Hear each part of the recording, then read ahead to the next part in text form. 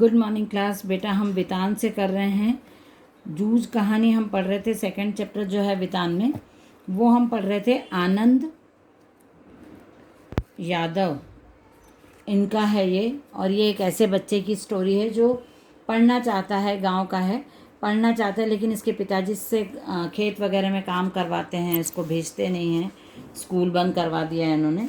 तो वो फिर अपनी माँ के साथ, क्योंकि उसको पढ़ने का शौक़ है, पढ़ना चाहता है वो, तो माँ के साथ वो गांव के जो बड़े वो रहते हैं, दत्ता सरकार है ना, दत्ता जी राव सरकार, उनके पास जाता है माँ को लेके। तो उनके कहने की वजह से फिर पिताजी इसका पढ़ना लिखना चालू करवा देते हैं, लेकिन वो बहुत कंडीशंस रखते हैं कि तुम सुबह शाम खेत में जाके पानी दोगे फसल को, उसके बाद जब खेतों में ज़्यादा काम होगा तो तुम स्कूल से छुट्टी करोगे।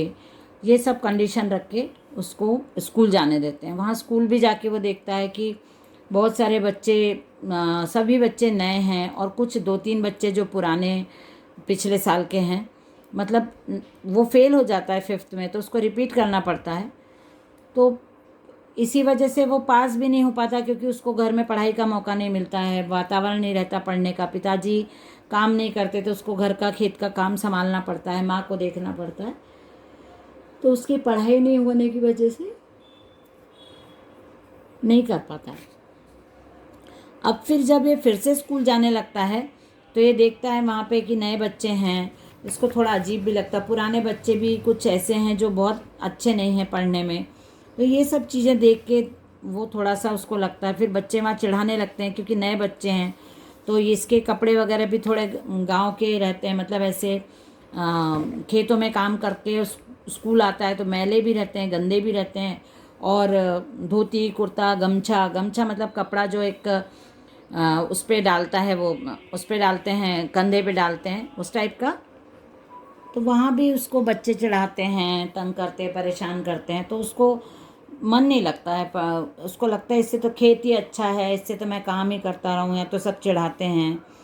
और ये सब हमने पढ़ा था, ये सब हमने देखा था। आज हम पढ़ेंगे कि जब उसको लगता है कि सब मुझे चढ़ा रहे हैं और मुझे नहीं पढ़ना चाहिए ये सब, पर भी फिर भी उसको, क्योंकि उसको ये दिमाग में रहता है कि मुझे खेती किसानी नहीं करना है और ऐसे काम नहीं करना, मुझे बड़ा आदमी बनना है, तो वो थोड़ा पढ़ने की तरफ ध्यान लगाता है। उसके बाद उसको जो टीचर रहते हैं, यहाँ पे बताया कि मंत्री नामक मास्टर कक्षा अध्यापक के रूप में बीच में आए। वे प्राय छड़ी का उपयोग नहीं करते, हाथ से गर्दन पकड़कर पीठ पर घुसा लगाते हैं। तो अब नया सेशन चालू होता है, नए नए बच्चे, नए टीचर्स आते हैं। तो मंत्री जी जो रहते हैं वो मैथ्स पढ़ाते हैं, और वो लकड़ी वगैरह से नहीं मारते हैं, वो सीधे पीठ पे घुसा मारते हैं। और सम्स लेकिन नहीं आता है तो वो सिखाते भी हैं। तो ये देखा इसने आनंद ने कि कर सकते हैं मतलब पढ़ाई ऐसे, तो वो धीरे धीरे वो भी कोशिश करने लगा। और सब डरते भी थे उस टीचर से, इसलिए कोई भी ज़्यादा फिर उस पीरियड में इसको तंग नहीं करता था। और फिर उसने देखा कि एक वसंत पाटिल नाम का एक लड़का शरीर से दुबला पतला किंतु बड़ा होशियार था। उसके सवाल हमेशा सही निकलते, सवाल मतलब जो सम्स दिए जाते थे वो उसके आंसर सही करता था, हमेशा सीधा था, पढ़ने लिखने में शांत था, दुबला पतला था, किसी को तंग नहीं करता था। लेकिन क्लास का मॉनिटर उसको टीचर ने बना दिया था, उसके इंटेलिजेंस की वजह से। पढ़ाई अच्छी करता था, जवाब अच्छे देता था, स्वभाव अच्छा था, तो इसलिए उसको मॉनिटर बना दिया था। उसकी ड्यूटी रहती थी कि जो टीचर ने सम्स करवाए हैं वो पूरी क्लास के वो चेक करता था। मुझे यह लड़का मेरी अपेक्षा छोटा लगता था। इसको लगता था कि ये छोटा है, मतलब एज में, दिखने वगैरह में भी, और ये 5वीं रिपीट कर रहा था और गलती से पिछड़ गया हूँ, ऐसा इसको लगता था। इसको लगता था टीचर्स को मुझे मॉनिटर बनाना चाहिए, क्योंकि मैं एक्सपीरियंस्ड हूँ और इन लोगों से थोड़ा बड़ा भी हूँ। तो वो कोशिश करने लगा कि टीचर इसीलिए इसको पसंद करते हैं वसंत पाटिल को, क्योंकि ये पढ़ाई अच्छी करता है। तो ये भी कोशिश करने लगा, घर जाके भी पढ़ाई करने लगा, अच्छे से बैग रखने लगा, अच्छे से रहने लगा। अपने कॉपी किताब के ऊपर इसने जिल्द मतलब वो चढ़ा लिया, क्या बोलते हैं, कवर चढ़ा लिया न्यूज़पेपर का। तो अच्छे से ध्यान देने लगा पढ़ाई की तरफ।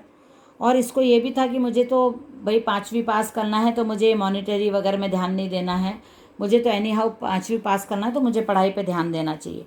तो वो पढ़ाई पे और ध्यान देने लगा, आंसर करने लगा क्लास में। तो ये सब देख के टीचर भी इसको पसंद करने लगे, और फिर वसंत पाटिल के साथ साथ इसको भी क्लास के काम देने लगे। और ये भी बच्चों की एक साइड एक रो की कॉपीज चेक करने लगा, जो सम होते थे, किसने किया नहीं किया, गलत सलत क्या है, ये सब देखने लगे थे। साथ साथ आनंद भी, वसंत पाटिल के साथ साथ आनंद भी देखने लगा था। और टीचर भी इसको स्कूल में सब पहचानने लगे थे, इसके पढ़ाई की वजह से, अच्छे से रहने की वजह से। न मतलब 1 साल गैप के बाद आया था, तो सब लोग पसंद करने लगे इसको। टीचर इसको आनंदा कह के बुलाने लगे थे। इसको अच्छा लगता था, क्योंकि इसकी माँ सिर्फ इसको आनंदा कभी कभी कहती थी, और कोई भी इस नाम से नहीं बुलाता था। तो इसको थोड़ा अपनत्व लगता था, थोड़ा ऐसा लगता था कि प्यार से अपनेपन का फीलिंग आती थी इसको। सौंदलगेकर मास्टर मराठी पढ़ाने आते थे। मराठी पढ़ाते समय वे स्वयं रम जाते। विशेषतः वे कविता बहुत अच्छे ढंग से पढ़ाते थे। तो जो मराठी पढ़ाने टीचर आते थे, वो कविता बहुत अच्छे से पढ़ाते थे, चाहे वो मराठी की कविता हो, हिंदी की कविता हो। हाव भाव के स्वाद एक्सप्लेनेशन प्रॉपर करते थे, और फीलिंग के साथ पढ़ाते थे, एक्सप्रेशन भी देते थे। तो ये देखकर इसको बहुत मज़ा आता था, इसको कविताएं समझ में आती थी आनंद को, और बहुत ध्यान से सुनता था, बहुत इंटरेस्ट से लेता था।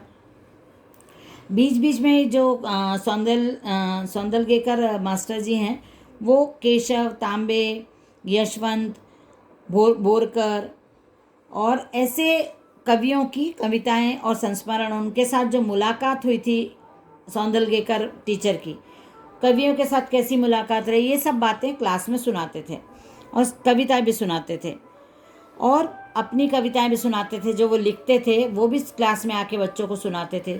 तो आनंद को बहुत इंटरेस्ट आता था इन सब बातों में, और वो बहुत खुश रहने लगा था, उसको इन सब बातों में अच्छा लगने लगा था।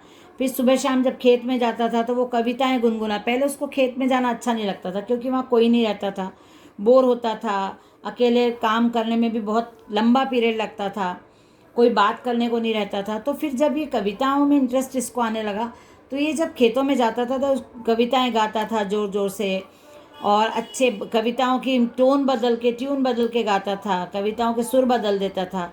तो ये सब से उसको इंटरेस्ट भी आता था, और उसका टाइम पास भी हो जाता था, उसको बोरिंग नहीं लगता था खेतों में पानी डालने का काम। खेतों में जो वो काम करता था, वो उसका फटाफट ख़त्म हो जाता था। खेतों में भी काम करने में उसको आनंद आने लगा, ख़राब नहीं लगता खेतों का काम भी उसको। उसको कविताएं करना अच्छा लगने लगा। कविता धीरे धीरे वो कविता के जो वर्ड्स हैं वो समझने लगा, कि कविता में कैसे भाव होते हैं, क्या होता है। फिर उसको धीरे धीरे समझ में आने लगा कि खेतों में जब वो जाता था, आसपास अपने देखता था, जब कवि मतलब जो मास्टर उनके कविता सुनाते थे, तो उसको उनकी कविताएं सुन के समझ में आया कि किसी भी भाव के ऊपर, या किसी भी छोटी से छोटी जो हमारे अनुभव है उनके ऊपर कविता लिखी जा सकती है। तो वो जैसे जाता था खेतों में, पहले उसको अच्छा नहीं लगता था, फिर उसको अकेले रहना अच्छा लगने लगा, क्योंकि वो फूलों के ऊपर, फसलों के ऊपर और पेड़ पत्तों के ऊपर कविताएं मतलब कर सकता था। कुछ तुकबंदी उसको याद आती, तो वो जेब में कागज़ और पेंसिल हमेशा रखता था, और फिर लिख देता था जो भी उसको भाव आते थे, याद आता था, तो वो तुरंत उसको लिखने लगा था। कभी कभी कागज़ पेन भूल जाता था, तो वो भैंस के ऊपर, भैंस की स्किन, मतलब जो एनिमल्स होते हैं उनकी स्किन बहुत रफ रहती है ना, तो भैंस की पीठ के ऊपर वो सॉरी पत्थर से, या छोटे बारीक जो कंकर होते हैं, लकड़ी के छोटे टुकड़े होते हैं, उनसे कुछ भी लिखता था, उसको अच्छा लगता था, और बाद में फिर उसको वो धो भी देता था। पढ़ के अच्छा लगता था उसको, ये सब करता। धीरे धीरे वो कविताएं लिखने भी लगा, छोटी छोटी तुकबंदी करने लगा।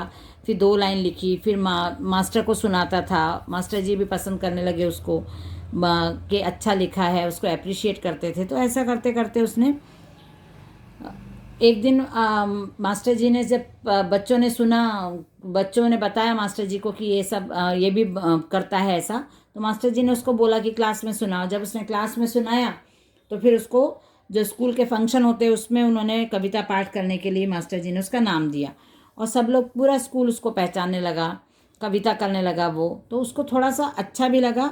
और मुझे ऐसा इसके कारण मुझे लगा कि मेरे कुछ नए पंख निकल आए, मतलब उसको बहुत अच्छा भी लग रहा था कि मैं कर सकता हूँ, ऐसी फीलिंग आ रही थी उसको। उसको पहले बहुत डर लगता था लेखक और कवि कैसे बनते हैं, और ये धीरे धीरे उसको समझ में आने लगा कि लेखक और कवि जो रहते हैं वो भी हमारी तरह सामान्य मनुष्य रहते हैं, उनकी अपनी भावनाएं रहती हैं, वो भावनाओं के हिसाब से लिखते हैं। तो पहले उसको डर लगता था, फिर धीरे धीरे उसको भी तुकबंदी करना, लिखना आ गया। अपने आसपास के जो दृश्य होते हैं, गांव के, खेतों के, फलों, पेड़ पौधों के, किसी पर भी मैं तुकबंदी कर सकता हूँ, कविता लिख सकता हूँ। उसको ये भरोसा हो गया, मतलब कॉन्फिडेंस आ गया था। फिर धीरे धीरे वो जो भी लिखता है अपने टीचर को ज़रूर दिखाता। कभी कभी सैटरडे संडे होता तो मंडे को जाके स्कूल में दिखाता। और यदि कभी बहुत ज़्यादा उसको एक्साइटमेंट होता और नहीं रुका जाता तो रात में ही टीचर के घर जाके उनको अपनी कविता दिखा के आता था। और धीरे धीरे उसको समझ आने लगी भाषा की, लय, छंद, ताल, ये सब उसको समझ में आ गया। और धीरे धीरे वो एक कवि के रूप में, मतलब एक लेखक के रूप में अच्छा लिखने लगा, और कवि के रूप में वो आज हम उनको पढ़ रहे हैं, आनंद यादव के रूप में। तो ये अनुवाद किया है, ये मतलब मराठी का है ये, और इसका अनुवाद किया है केशव प्रथम वीर ने। यहाँ पे आपके इसमें नाम भी लिखा है, केशव प्रथम वीर ने इसका अनुवाद किया है। ये पाठ हमारा ख़त्म होता है। चलिए, बाय एवरीवन।